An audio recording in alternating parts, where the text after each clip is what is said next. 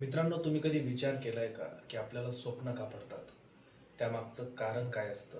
आज आपण एकदम शॉर्टकटमध्ये समजून घेऊया की स्वप्न पडण्यामागचं नेमकी सायन्स काय आहे.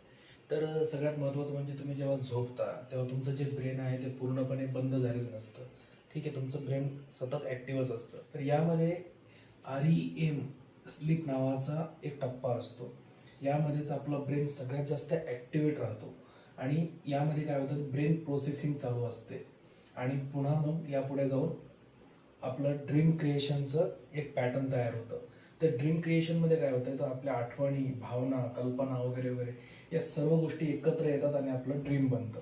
तर ड्रीम क्रिएशनमध्ये अशा काही गोष्टी असतात की ज्या भावना आपण कधीतरी त्याच्याबद्दल विचार केलेला असतो, अनेक वर्षांपूर्वी केलेला असतो, किंवा आपण कधीतरी असं म्हणतो की मी अशा ठिकाणचं स्वप्न बघितलं जिथे मी कधी गेलोच नाही. तर ते आपल्या थिंकिंग प्रोसेसमध्ये कधीतरी आपण त्याबद्दल विचार केलेला असतो. त्यानंतर REM म्हणजे काय, तर रॅपिड आय मूव्हमेंट. यामध्ये काय असते, तर आपल्या डोळ्याच्या आतली जी बाजू असते त्यांची हालचाल या टप्प्यामध्ये खूप जास्त प्रमाणात होत असते. म्हणजेच काय, तर आपण हे ब्रेन ॲक्टिव्हिटी जास्त प्रमाणात सुरू असते आणि इथेच आपल्याला सगळ्यात जास्त स्वप्न पडतात. आणि याच्यासोबतच दुसरी एक बाजू असते, ती म्हणजे NREM. म्हणजेच काय, तर नॉन रॅपिड आय मूव्हमेंट.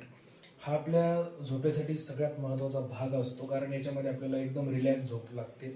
आणि ह्या टप्प्यामध्येच आपल्याला, ज्याला आपण डीप स्लीप असंही म्हणतो किंवा स्लो वेव्ह स्लीप असंही म्हटलं जातं, यामध्येच आपल्या शरीराची जी काही रिस्टोरिंग असते ती होण्यासाठी या पद्धतीची झोप लागणं खूप गरजेचं असतं. आणि या टप्प्यामध्ये सुद्धा आपल्याला स्वप्न पडतात, पण त्याचं प्रमाण खूप कमी असतं. 90 to 95% जे स्वप्न पडतात ते आपल्याला REM या झोनमध्ये असताना पडतात.